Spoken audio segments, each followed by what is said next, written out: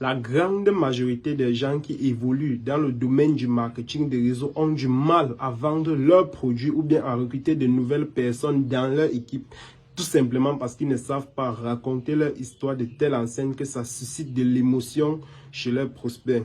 Dans cette vidéo aujourd'hui, je vais t'expliquer pourquoi est-ce que cette compétence est indispensable pour toi qui souhaites passer à un niveau supérieur dans ton business. Salut à toi et bienvenue dans cette nouvelle vidéo. Si tu me découvres à travers cette vidéo, je suis Rodrigue Ndassi.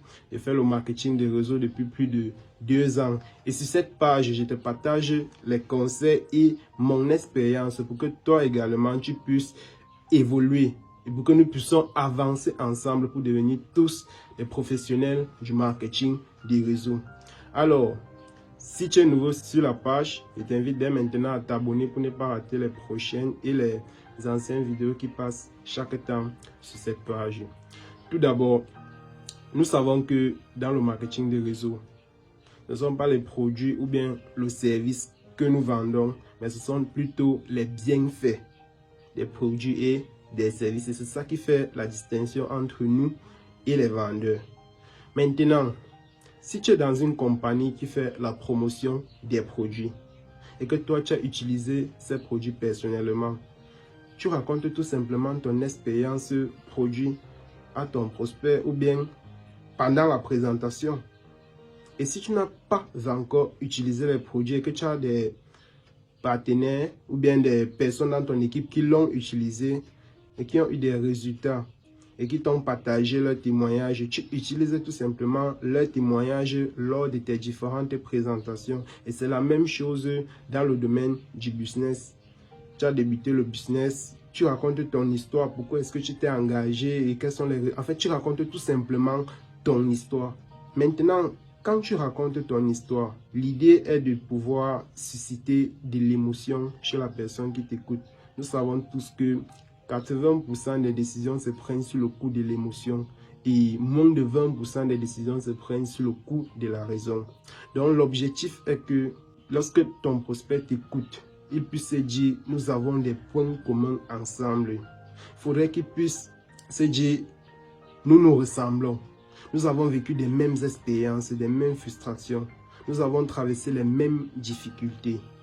Et si elle a pu le faire, ça veut dire que moi aussi, je peux le faire. Si lui, il a pu le faire, ça veut dire que moi aussi, je peux le faire. Parce que nous avons rencontré les mêmes difficultés. Mais il faudrait que lorsque tu racontes ton histoire, ton prospect puisse se reconnaître en ce que tu dis. Ton prospect puisse identifier des points communs dans ce que tu dis qui lui concerne. Et c'est ça qui va faire en sorte que ce message-là puisse passer instantanément dans sa tête que si il a pu le faire, moi aussi je peux le faire. Si elle a pu le faire, moi aussi je peux le faire. Si tu fais une présentation sans toutefois raconter une histoire ou bien sans toutefois raconter ton témoignage, sache que tu as moins de 20% de chances que la personne passe à l'action parce que tu n'as pas suscité en elle les émotions. Tu n'as pas provoqué en elle les émotions pour qu'elle puisse passer à l'action, pour qu'elle puisse saisir l'opportunité. C'est pour ces raisons qu'ils vont toujours vous faire comprendre que je vais réfléchir, je vais aller faire les recherches et tout et tout et tout. Donc, en racontant ton histoire, tu vas augmenter ton chiffre d'affaires ou bien tu vas vraiment évoluer dans ton business tout simplement. Donc, c'est une compétence que tu dois absolument maîtriser. Et si tu ne sais pas comment raconter ton histoire de telle façon que ça suscite les émotions chez ton prospect, ne t'inquiète pas. Dans la prochaine vidéo, je vais t'expliquer étape par étape comment raconter une histoire qui suscite de l'émotion. Donc, abonne-toi sur cette page pour ne pas rater cette prochaine vidéo. Et tu mets également un pouce bleu et un commentaire si tu as aimé. Et on se dit à très bientôt pour une prochaine vidéo.